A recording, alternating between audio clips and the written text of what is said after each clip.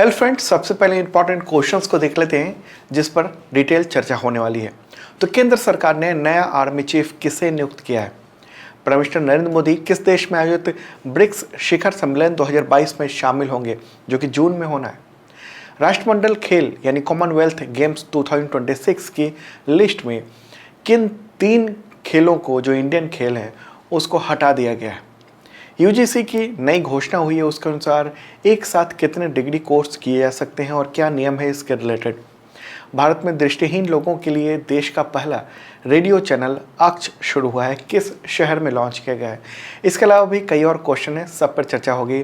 तो दोस्तों, मैं हूं सन्मय प्रकाश और आप देख रहे हैं यूट्यूब चैनल सरकारी जॉब न्यूज। शुरू करते हैं सबसे इंपॉर्टेंट क्वेश्चन और सबसे चर्चित भी होने वाला है। क्वेश्चन होगा, केंद्र सरकार ने नया आर्मी चीफ किसे नियुक्त किया है? आंसर होगा मनोज पांडे। न्यूज़ भी आप देख रहे हैं, lieutenant general Manoj Pande appointed next army chief. Okay, केंद्र सरकार की जो कैबिनेट की नियुक्ति समिति है उसी ने ये नया सेनाध्यक्ष नियुक्त किया है। और ये कब ज्वाइन करेंगे, सेनाध्यक्ष कब बन जाएंगे? अभी नियुक्ति का ऑर्डर जारी हो गया है, लेकिन ये 30 अप्रैल 2022 को, यानी अभी जल्द ही 30 अप्रैल की दोपहर को वो सेनाध्यक्ष हो जाएंगे। अच्छा, इससे पहले सेनाध्यक्ष कौन है? Army chief. तो 28वें आर्मी चीफ हैं MM नरवणे, तो वो 30 अप्रैल को रिटायर हो रहे हैं। और इसी के साथ मनोज पांडे देश के 29th यानी 29वें सेना प्रमुख का प्रभार लेंगे। ओके, और इस पद पर पहुंचने वाले वो आर्मी के ऐसे पहले इंजीनियर होंगे। अब तक क्या होता था कि सेना के अलग अलग जो डिवीज़न होते हैं, इन्फेंट्री, आर्म्ड, आर्टिलरी, तो इन सब के अधिकारी आर्मी चीफ बना करते थे। लेकिन ऐसा पहली बार है कि आर्मी इंजीनियर सेना प्रमुख बन रहे हैं। तो ये भी क्वेश्चन हो सकता है कि पहले आर्मी इंजीनियर का नाम बताएं जो कि सेना प्रमुख के पद तक पहुँचे। तो आंसर होगा मनोज पांडे। ओके, इनके बारे में बताऊं, इनका जन्म हुआ था 6 मई 1962 को, 1962 को। नागपुर के रहने वाले हैं, मूलतः वहीं जन्म हुआ था। 1982 में इंडियन आर्मी के कोर ऑफ इंजीनियर, उसको शॉर्ट में कहते हैं द बॉम्बे सैपर्स, और वो 1 फरवरी को इसी साल 2022 में उप सेना प्रमुख बने थे। ओके, यानी deputy chief of army staff बने थे। और अब 30 अप्रैल को वो जनरल हो जाएंगे और आर्मी चीफ हो जाएंगे। ओके, तो फोटोग्राफ ये रहा, ये अभी वर्तमान आर्मी चीफ यानी MM नरवणे हैं, और उनके साथ ही मनोज पांडे हैं जो इस वक्त आज की तारीख में ये उप सेनाध्यक्ष हैं और 30 अप्रैल को ये सेनाध्यक्ष हो जाएंगे। तो नए आर्मी चीफ के बारे में कुछ और इम्पॉर्टेंट बात बताऊं, उनको पाकिस्तान और चीन से सटी हुई जो सीमा है, या LAC या LOC, उन सब पे ऑपरेशन का अनुभव है, ख़ासतौर पे सिक्किम, लद्दाख और जम्मू कश्मीर में।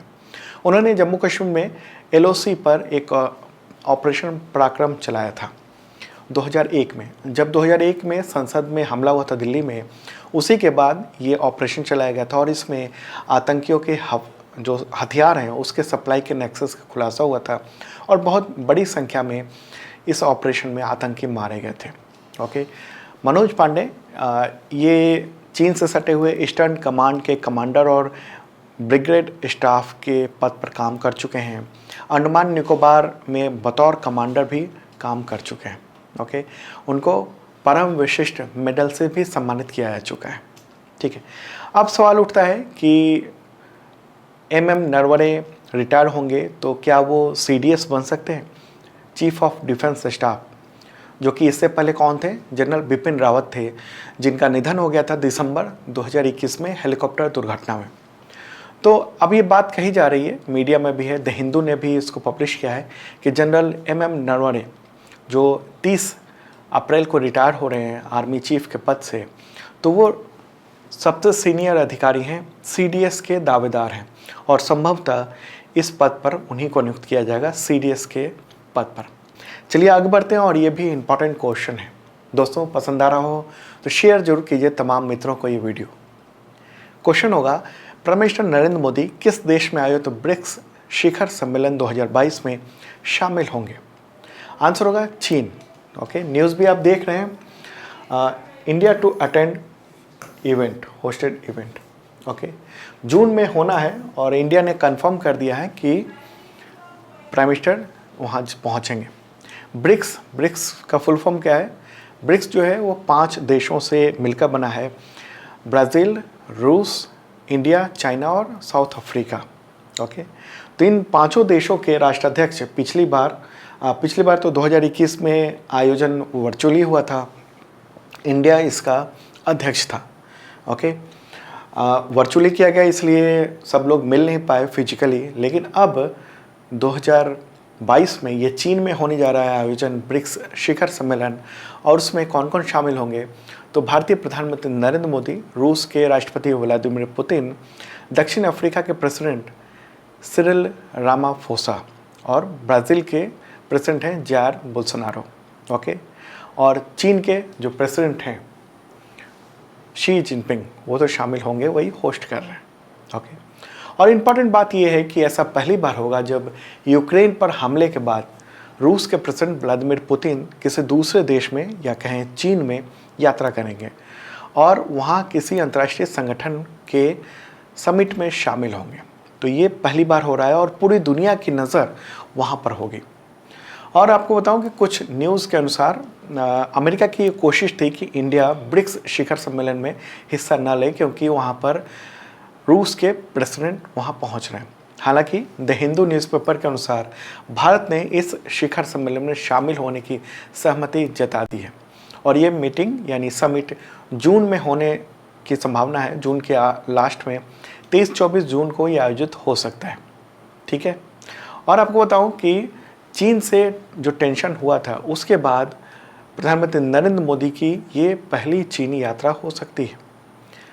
पिछले महीने ही चीन के विदेश मंत्री वांग यी वो आए थे दिल्ली में, और इस दौरान संबंध को चीन ने सुधारने की कोशिश की थी, नॉर्मलाइजेशन करने की कोशिश की थी इंडिया चाइना के रिलेशन को, तो इसी के रूप में देखा गया था। तो ये एक इम्पॉर्टेंट बात है। और जून में ही G7 की मीटिंग भी होने वाली है ब्रिक्स शिखर सम्मेलन के ठीक बाद, और ये 26 से 28 जून तक आयोजित होना है G7 समिट, और जर्मनी में आयोजित हो रहा है। शुरू में ये चर्चा जरूर आई थी कि जर्मनी ये सोच रहा है कि रूस के मामले में इंडिया का जो रुख था उसकी वजह से इंडिया को गेस्ट के रूप में आमंत्रित न किया जाए, क्योंकि कुछ सालों से इंडिया को गेस्ट के रूप में G7 में आमंत्रित किया जाता था। तो शुरू में जर्मनी ने ये माहौल बनाने की कोशिश की, लेकिन बाद में जर्मनी ने उस खबर का खंडन किया, और माना जाता है कि अमेरिका के दबाव में जर्मनी ने खंडन किया है और इंडिया को इनवाइट किया जा रहा है। Okay, prime minister Narendra Modi पहले ब्रिक्स शिखर सम्मेलन में हिस्सा लेने के लिए चीन जाएंगे, उसके बाद फिर जर्मनी जाएंगे G7 समिट में हिस्सा लेने के लिए। तो G7 समिट भी एक इम्पॉर्टेंट है, विकसित देशों का एक संगठन है। कौन कौन से मेंबर हैं? तो कनाडा है, France, Germany, Italy, Japan, United kingdom, America और यूरोपीय यूनियन है। ओके, 7 मेंबर और एक संगठन यूरोपीय यूनियन 8वां। ओके, तो ये तो बात होगी G7 की। हम बात कर रहे थे ब्रिक्स की। ब्रिक्स का मुख्यालय कहाँ है? शंघाई, चीन में। स्थापना कब हुई थी? 2009 में। और ये 5 महत्वपूर्ण इमर्जिंग जो इकॉनमी है दुनिया की, उसका एक संगठन है, और ये समूह दुनिया की 41% आबादी का प्रतिनिधित्व करती है। दुनिया की GDP का 24% ब्रिक्स देशों का है। ओके, और इंडिया अब तक 3 बार इस समिट की अध्यक्षता कर चुका है इस संगठन की, 2012, 2016 और 2021 में। ओके, चलिए आगे बढ़ते हैं, अगला क्वेश्चन लेते हैं। ये इंपॉर्टेंट है ये भी। तो इससे पहले इन्फॉर्म कर दूं कि 2022 का अब तक का total current affairs PDF available हो चुका है। अप्रैल के फर्स्ट वीक और सेकेंड वीक का भी PDF आ चुका है, तो जिन लोगों ने अपडेट डाउनलोड नहीं किया है वो डाउनलोड कर सकते हैं। और आपको बताऊं कि ये डाउनलोड आप मेंबरशिप के थ्रू कर सकते हैं। sarkariJobNews.com का 1 ईयर का मेंबरशिप होता है, और उसके थ्रू आपको मिलता है करंट अफेयर्स का PDF every week, every month, every quarterly, half yearly और पूरे साल का, पिछले सालों के भी करंट अफेयर्स के PDF आपको मिल जाते हैं, ताकि आपके एग्जामिनेशन की तैयारी बेहतरीन हो सके। वीकली मॉक टेस्ट भी आयोजित किया जाता है एवरी संडे को करंट अफेयर्स का।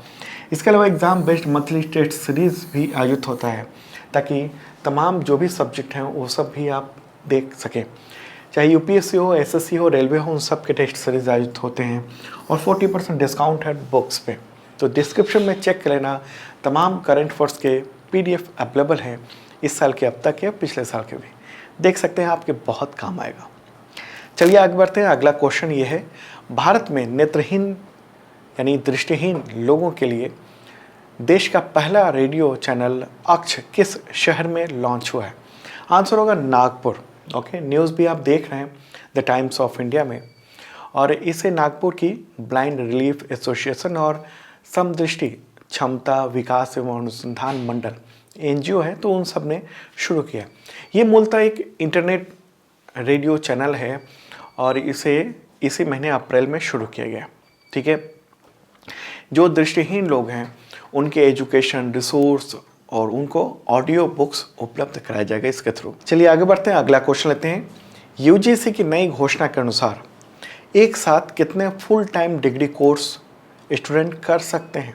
एक इम्पॉर्टेंट सरकारी ये अपडेट है UGC का, यूनिवर्सिटी ग्रांट कमीशन, यानी हिंदी में कहेंगे विश्वविद्यालय अनुदान आयोग, तो उसने आंसर होगा 2। अब कोई भी व्यक्ति full time course 2 course full time कर सकता है।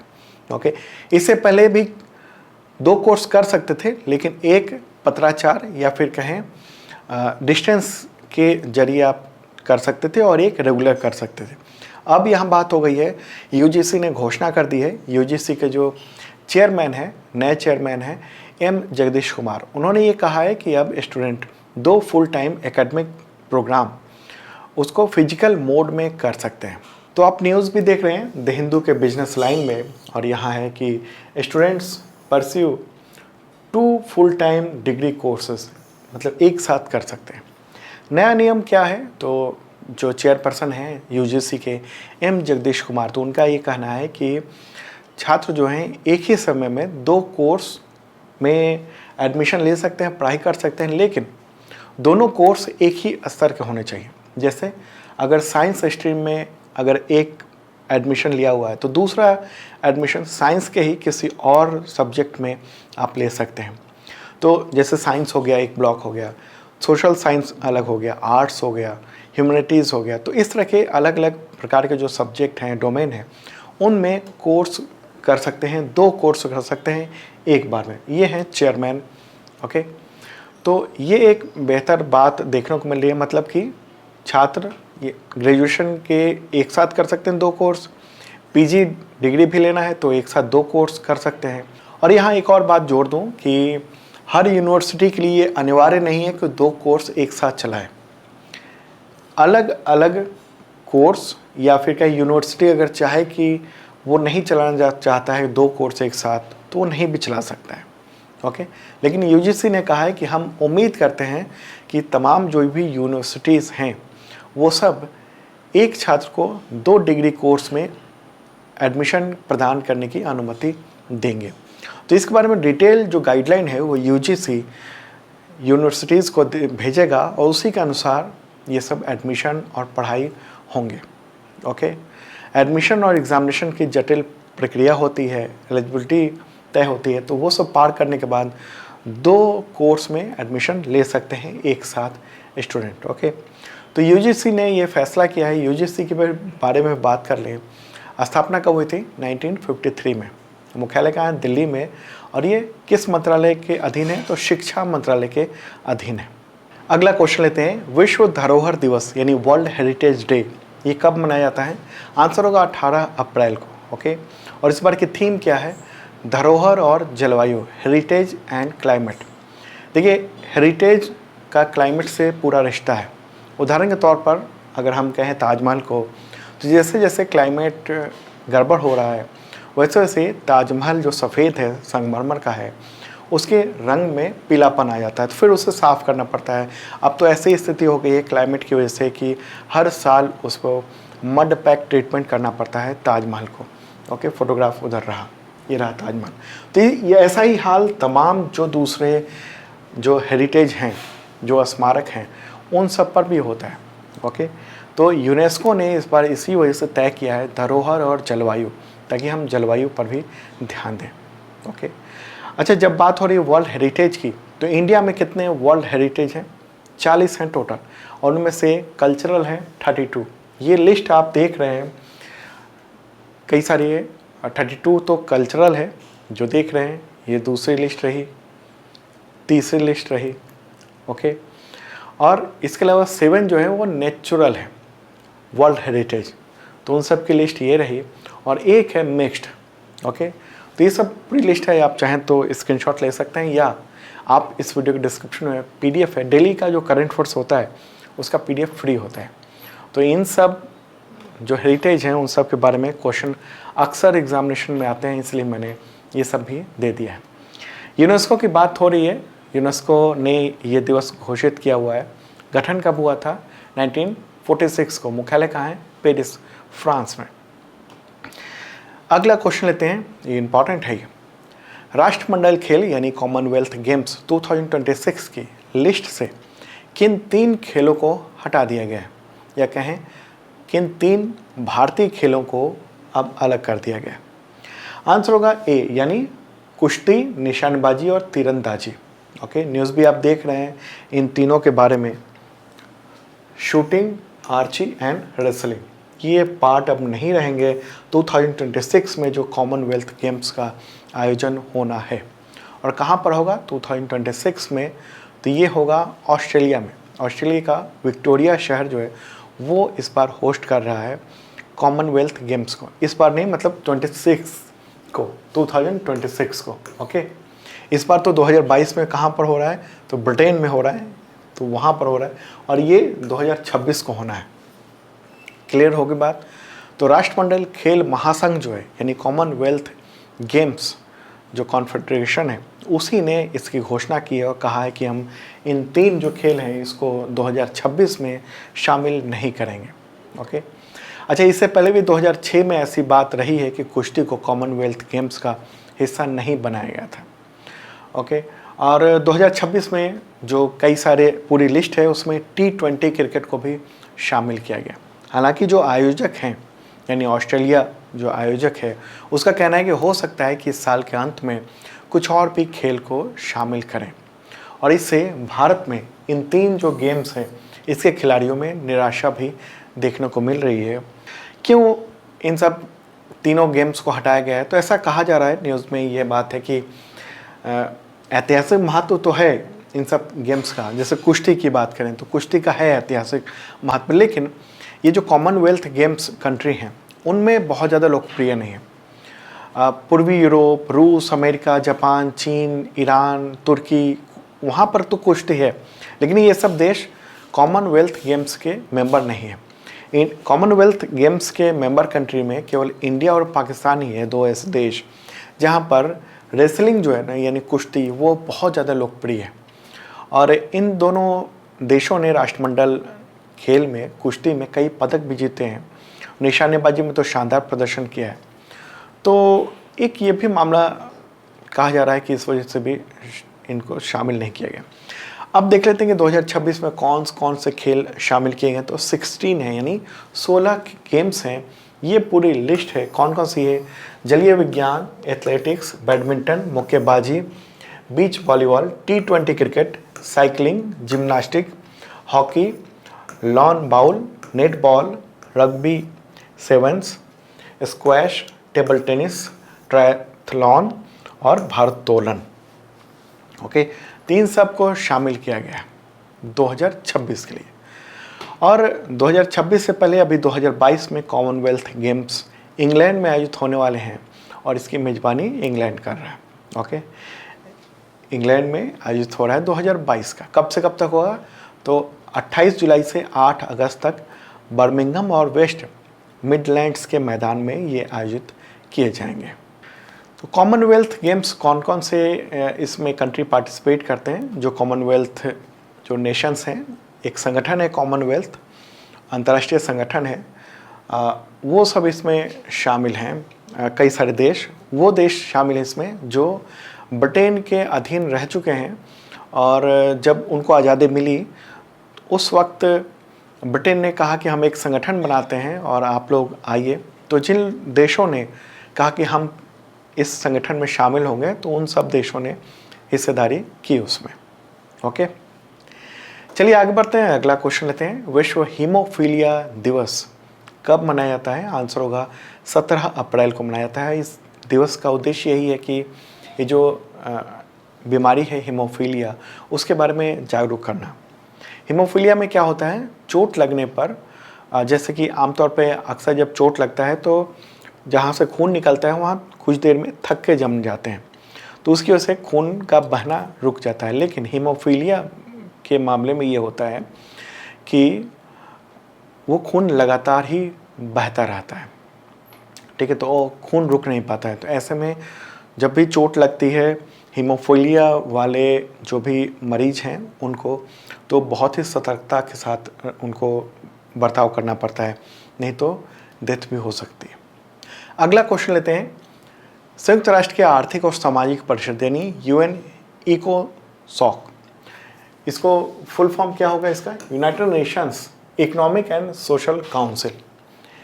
ये क्या है, जो यूनाइटेड नेशंस के 6 जो प्रिंसिपल ऑर्गन्स हैं उनमें से ये एक है इम्पॉर्टेंट। तो इसके कितने निकायों में भारत ने जीत हासिल की है, जो अभी इलेक्शन हुआ है उसके अलग अलग निकायों का, इकोसॉक के निकाय का।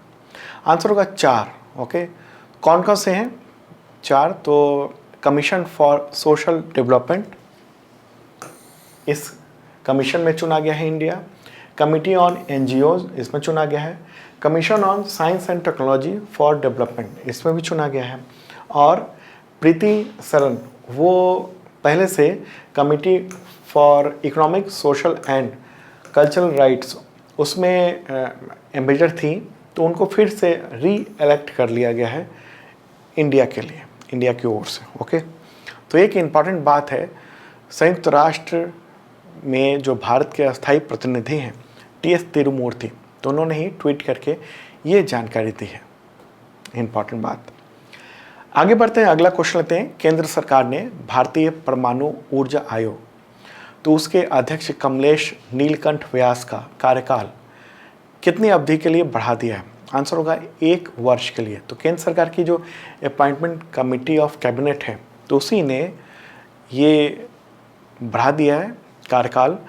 3 मई 2022 से कार्यकाल आगे बढ़ गया है, मतलब 3 मई को उनका रिटायरमेंट था, तो 1 साल के लिए और आगे कार्यकाल को बढ़ा दिया गया है।